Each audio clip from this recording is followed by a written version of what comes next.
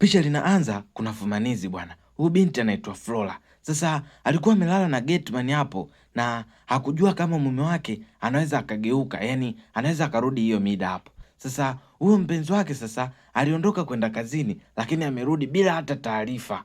Basi binti amesikia geti limefunguliwa tu, akamficha yule mshikaji kwenye kabati. Wakati huo mshikaji naye anaingia. Huyu jamaa anaitwa Femi. Alisahau tu kadi fulani hivi ofisini, lakini wakati anataka kutoka anasikia mbona kama kuna michakacho humu ndani. Ni nini kinaendelea? Anaambia Flora, mbona kama humu ndani nahisi uko peke yako wewe binti? Basi binti anaambia niko peke yangu. Wewe ni nyumba nyeupe kabisa. Niwe na nani humu ndani? Jamaa ni kama machale yamemcheza hivi. Akaanza kukagua sasa kwenye makabati huko, fungua huku, hamna mtu. Mwisho akafungua sasa ile sehemu ambayo mwanetu amefungiwa bwana. Alimbamba. Sasa tunarudishwa nyuma kidogo ili tuone story ilikuwaje na picha lilikoanzia. Huyo Flora hapa hivi yuko na rafiki yake. Yaani ni rafiki ambaye wanakaa geto moja na wameivana kichizi, yaani mpaka wamekuwa kama ndugu. Huyu binti anaitwa Gift. Sasa wakati huu Flora alikuwa anamwaga Gift, anaambia nenda kwa boyfriend wangu. Gift anaambia sogea. Hivi uko serious kweli unataka kutoka kama hivyo? Yaani Gift ni dada fulani hivyo kanisani sana, au dada wa maombi. Kwa hiyo amenyooka sana, yuko straight. Anaambia uwezi ukatoka kama hivyo bwana. Lazima ujistiri kidogo. Anaambia nijistiri nini? Gift, usitake kufanya kila mtu awe kama wewe ulivyo. Niache huko, natoka hivi na hamna shida yoyote. Basi jioni ilivyofika, Flora alishafika mpaka kwa boyfriend wake, jamaa anaitwa Femi. Basi Femi alimkaribisha Flora kwa furaha yote kwa sababu amemmisi kinoma. Ana siku kadhaa hapo hajamuona hata nini. Basi alimpokea na kuna pesa kidogo ambayo Femi alimpa ubibia hapa kwa ajili ya kununua wigi. Sasa anamuuliza vipi, umenunua kipenzi changu? Anaambia nimenunua, kama unavyoniona nimewaka. Si unaniona mwenyewe nilivyopendeza. Basi wanapendana kinoma Femi pamoja na Flora. Bibia alilala pale na mshikaji asubuhi alimwandalia breakfast nini. Basi anamwamsha mpenzi wake, anampenda kichizi. Anaambia baby, nimekuandalia breakfast hii hapa, unaweza ukapata nini, alafu ujiandae na kwenda kwenye harakati zingine.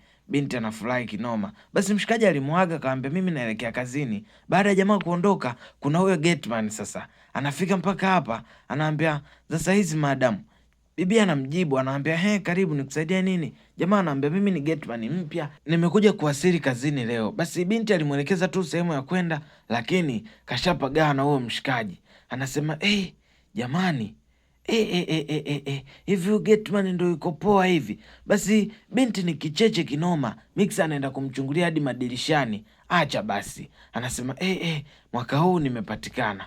Basi usiku mshikaji alikuwa anarejea kutoka ofisini kwake na muda huu Flora hakuwepo kabisa hapa nyumbani. Yaani kashaondoka amerudi kwao basi. Lakini hapo ndani pako vululu naambiwa. Yaani machupa tu ya Samsung, kule mito iko chini. Yaani hapa tamaniki hata kidogo. Basi mshikaji kichwa kinagonga kwa sababu anarudi kazini amechoka, lakini hayo mazingira ambayo anakuta hapo ndani anashindwa hata kuelewa. Basi alikusanya vile vitu avipeleke huko jikoni akavitia kwenye dustbin. Anafika mpaka hapa anakutana na mavyombo machafu. Yaani mazingira hapa ndani hayaridhishi hata kidogo. Yaani imagine wewe ndo unatoka kazini. Basi ilibidi ampigie huyu Flora amwambie hivi, mazingira ambayo umeniachia hapa nyumbani, wewe mwenyewe unajisikiaje kama mtoto wa kike? Jamaa alifoka sana ile siku, lakini bibi baada ya kuona anafokewa alikata simu yake. Mshikaji anaona kazi ipo. Basi upande wa Flora yeye yuko na Gift. Gift anatoka zake kanisani, anamwambia leo kanisani bwana tulikuwa na watoto wanasifu hatari sana. Lakini wakati wanapigia story hapo, simu ya Flora inaita. Gift anaambia vipi, mbona upokee simu yako? Anaambia achana naye, huyo ni Femi. Sasa nimepanga simpokelei simu yake mpaka ajue kuniongelesha kistaarabu. Binti anamwambia hivi kweli una uhakika hutaki kupokea simu ya Femi? Na unajua kabisa huyo ndo boyfriend ambaye anakuweka hapa mjini na amekuwa akikulea kama mtoto wake. Uko serious kweli wewe? Akikuacha utaishije? Basi binti ni kama ajali hivi, lakini maneno yalimuingia kichwani. Basi leo alikuja moja kwa moja mpaka kwa Femi. Femi anamkaribisha, anataka kumkisi. Bibia ni kama analeta malingo hivi. Yaani bibia hapa amejileta tu kwa sababu anajua kabisa akija huku anapata pesa. Femi naye alimwambia nisamee babe, kwa sababu ile siku tu nilikuwa na uchovu wa kazi na ndio maana nikakufokea. Waliamaliza wakaenda kufanya mambo mengi. Asubuhi iliyofuata, hapa ndo fumanizi sasa lilipotokea. Ile picha linaanza lile tukio ambalo tuliliona. Kwa hiyo baada ya jamaa kumkuta yule mshikaji, alimfukuza yule gateman, na hapa sasa tunamwona Flora anamuomba msamaha kichizi Femi. Anaambia naomba nisamee, naomba nisamee, lakini mshikaji hakutaka kumsikiliza kabisa. Basi alirudi tu kwa Gift. Gift anamwambia hivi, uko serious kweli wewe? Unamchiti boyfriend wako ambaye amekuwa akikupa kila kitu ambacho wewe unakihitaji, eti unaenda kumchiti na gateman kweli? Hivi ulikosa nini kwa ule baba? Basi hapa hivi Flora anajaribu tu kujielezea, anasema nampenda sana Femi, lakini ndo hivyo tena, imetokea tu, ni makosa ya kibinadamu. Basi turudi kwa Femi huku. Leo akiwa ofisini alikuwa anapiga stori na mshikaji wake, anamwambia oya bro, nimemfumania mwanamke wangu. Jamaa anaambia hiyo mbaya kichizi, lakini ni hatua gani basi umezichukua? Akamwambia mimi nimemfukuza tu, arudi kwao kwanza akajifikirie kwa hizi siku kadhaa. Jamaa anamwambia basi ningekuwa mimi labda ningeweza kumsamehe, kwa sababu sisi ni binadamu na binadamu tumeumbiwa makosa bwana. Kwa hiyo kukosea ni moja tu ya madhaifu ya binadamu. Mshikaji alifikiria sana ule ushauri. Alivyorudi nyumbani, bibia basi alikuja mpaka kwa Femi na alikuwa anamuomba msamaha. Hapa hivi bibia anajiliza machozi ya kinafiki, anamwambia baby, sio makosa yangu, nilikuwa tu nimeona mdudu kule chumbani. Sasa ile kushauti gateman ndo alikuja, lakini hajanigusa, hatujafanya chochote. Jamaa basi Femi alimkunjulia nafsi kabisa Flora na kutaka eti mambo yawe mengi, alimsamehe kabisa, yani kiroho safi. Imagine mtu anakuchiti alafu unamsamehe kiroho safi, yani moyo mweupe. Sidhani kama wewe ungekuwa hapa ungefanya kitu ambacho Femi amekifanya. Sasa tuendelee na movie bwana. Baada ya hilo sekeseke hapo, binti leo ameibua mapya bwana. Anamwaga Femi na anamwambia nataka niende kwa shangazi yangu, shangazi yangu ni mgonjwa. Lakini cha kushangaza hapa anaongea na simu, anamwambia nakuja. Namwaga huu bwege hapa, najua tu atanipa ruhusa. So unajua ananipenda Basi Femi naye anaingia chumbani. Hii simu alikuwa hajaipata vizuri. Bibia naye alivyosikia mlango unafunguliwa tu akakata simu akaitupa kwa pembeni. Basi Femi hapa ilibidi tu akubali hii safari ambayo binti ameianzisha, lakini akaikubali kwa masharti. Akamwambia nakuruhusu uende kwa huyo shangazi yako, lakini endapo tu utanitafutia mfanyakazi humu ndani, kwa sababu mimi siwezi kupika, mimi siwezi kuosha vyombo. Sasa wewe ukiondoka, hizo kazi zote atanisaidia nani?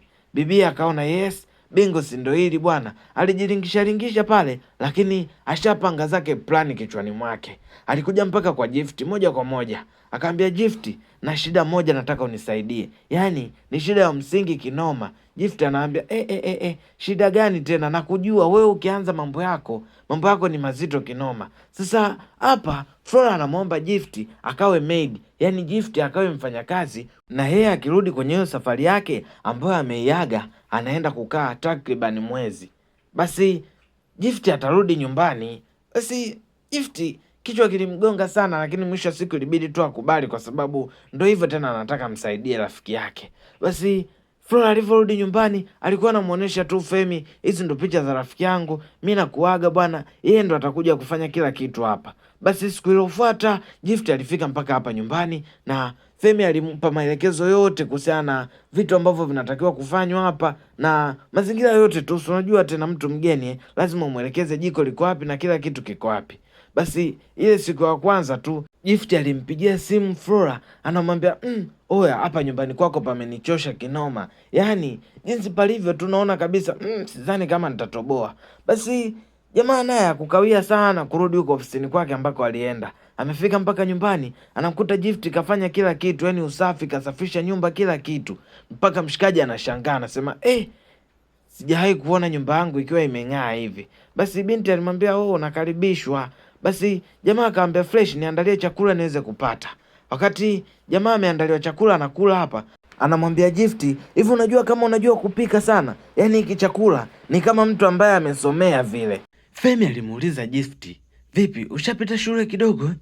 Basi binti alimwambia nimepita, nilisomea information technology. Jamaa alishtuka kidogo baada ya kusikia hivyo. Akamwambia wewe IT na umevaa hivyo? imekuwaje mpaka umekuwa mfanyakazi wa kazi za ndani? Bibi akaona maswali yashakuwa mengi hapa, akachukua chombo chake akajichenga. Basi jioni bibi wakati yuko sebleni anasoma Bible, mshikaji anashuka mpaka hapa. Yaani jamaa ashaanza kumuelewa kabisa mtoto wa kike. Ashaona kabisa huyu demu ndo wa kuoa. Anafika mpaka hapa anaambia vipi unafanya nini? Anaambia nilikuwa najaribu tu kusoma. Jamaa akaketi pale naye akaamua kusongesha, wakaanza kusoma kwa pamoja. Jioni kabisa wakati binti anataka kupiga ibada, mshikaji anakuja mpaka chumbani kwake. Yaani ni mwendo tu wa kujiweka karibu na binti. Hapa hivi amefika, anaambia hivi uliniambia umesoma IT Sasa kuna vitu nataka kunisaidia hapa, ni vitu vya ofisini. Kidogo nimebanwa na majukumu ya kazi. Sasa naomba niikie sawa na kuaminia au sio? Basi binti alianza kucheki yale madude. Asubuhi imefika, Femi alishika ile kazi. Ofisini walikuwa wakishangaa tu akiwa na rafiki yake hapa. Anasema wewe, hivi unaniambia huyu ni mfanyakazi wa ndani kweli? Anasema mbona hakutakiwa hata kuwa mfanyakazi wa ndani? Anaonekana ni genius sana. Basi jamaa naye akasema mimi mwenyewe hilo jambo limenianzisha kinoma. Huku nyumbani leo Femi ametulia zake tu hapa sebleni. Binti alikuwa anaenda zake shopping bwana. Sasa jamaa amemwangalia ile binti akashangaa, akaambia we umependeza kinoma. Binti akaambia asante boss, naomba niende niwahi nisije nikachelewa kurudi. Jamaa akasema mchumba hivi ni amenyoka hivi, siku zote sioni hata nini. Basi baada ya siku kadhaa hivi Femi alikuwa busy sana na kazi hadi chakula alikuwa anashindwa kula. Binti ameangalia msosi akasema yani mtu namwekea chakula masaa mawili haji kula, hayuko serious, ngoja nimpelekee huko chumbani kwake. Femi akiwa anasolve mambo yake ofisini, binti anaingia pale na chakula. Basi akamwekea mpaka hapa, naambia yaani nakuwekea chakula hautaki kula kama chakula changu kibaya si uniambie.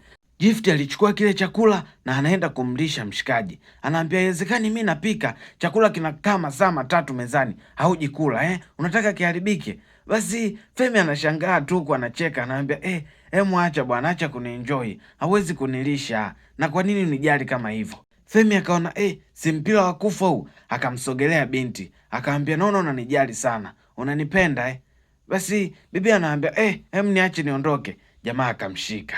Hapa sasa ndo tunaona kama mkate sio mgumu kwa chai. Yaani ile bibi ameshikwa tu, haijalishi ni dada wa kanisa au ni dada wa wapi. Mwenyewe alilainika na alisogeza lipsi zake kwa Femi. Basi binti kidogo akaambia unachotaka kufanya kiwezi kutokea kwa sababu sijawahi kufanya hivi vitu kabisa. Lakini jamaa alivyosikia hivyo ndo alizidisha kasi kwa kuona yes, leo naenda kufungua ududu.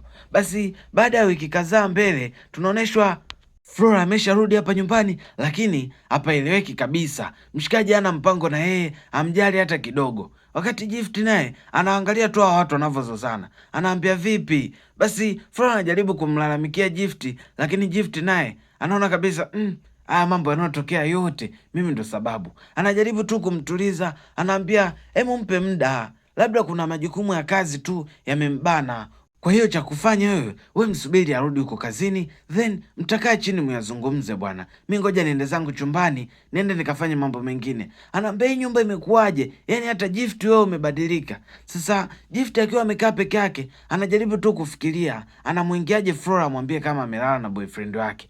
Basi Gift alikuwa anajihisi ni mwenye makosa kinoma. Wakati huu Femi amerudi kazini, moja kwa moja amekuja mpaka kwa binti. Gift alimwambia tu nahitaji kurudi nyumbani kwangu kwa sababu naona mpenzi wako asharudi na mkataba wetu mimi nikae hapa kwa hizi siku chache tu mpaka yeye atavyorejea. Basi mshikaji anaambia mimi sikuruhusu uondoke. Sikuruhusu uondoke kabisa. Binti anajaribu kusisitiza lakini jamaa anaambia wewe ndo mwanamke pekee ambaye mapigo yangu ya moyo yanadunda kwa sababu yako. Kwa hiyo siwezi kuruhusu uondoke kwenye hii nyumba kwa sababu ya huyu malaya. Sasa leo bwana binti si amefuma kipimo cha mimba kwenye chumba cha Gift. Alishangaa na alimgeukia Gift akaambia eti Gift, yani inakuwaje mwanamke bikra unakuwa na ujauzito Gift akaambia naweza nikakuelezea. Gift alimwelezea kila kitu Flora na mambo yote ambayo yametokea. Sasa Flora alimwacha Gift pale kwa kumind kinoma. Gift akiwa amekaa peke yake anajutia tu vitu ambavyo amevifanya. Yaani amelala na mwanaume wa rafiki yake. Wakati huu Flora anampigia simu. Gift anaiangalia hii simu.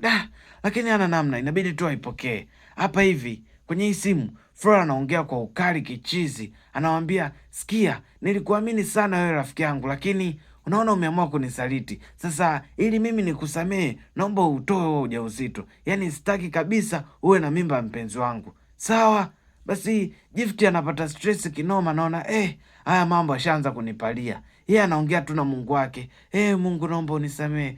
Mungu naomba unikinge kwenye haya majanga. Sasa wakati huu tunamwona Flora anamwomba msamaha bebi wake hapa, kwa sababu binti ameondoka kwenda kwa huyu shangazi yake ambaye yeye mwenyewe alidai kuwa ni shangazi yake, lakini hakuwa anapokea hata simu kwa sababu alikuwa kwa mwanaume, hawezi kupokea hata simu naambiwa. Basi hapa hivi kuna maafisa polisi wanagonga, yaani wakati wanaendelea na maongezi yao, kuna afisa polisi wanagonga, na hao maafisa polisi wamekuja kumkamata Flora. Jamaa anaambia, vipi, mpenzi wangu ana shida gani? Wanaambia, huyu mpenzi wako ni malaya, tunashangaa kukuona wewe unamwita ni mpenzi wako. Huyu ni malaya na alikuwa anakaa kwa mwanaume ndani ya mwezi mmoja, yaani wiki 4 zilizopita alikuwa kwa mwanaume. Sasa amemwibia mwanaume pesa takriban milioni 50 na amemwibia baadhi ya vitu vyake vya thamani. Sasa amemwibia simu, amemwibia PC na vitu vingine, na traki zetu zimesoma kama yeye yuko hapa. Sasa sisi tunamkamata, maelezo kamili yatakuja kutolewa mahakamani.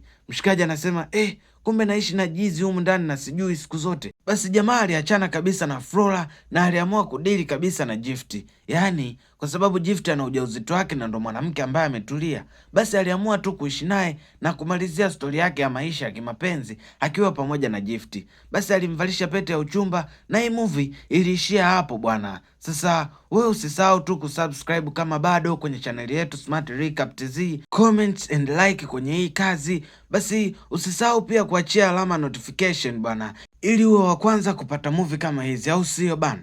Chao.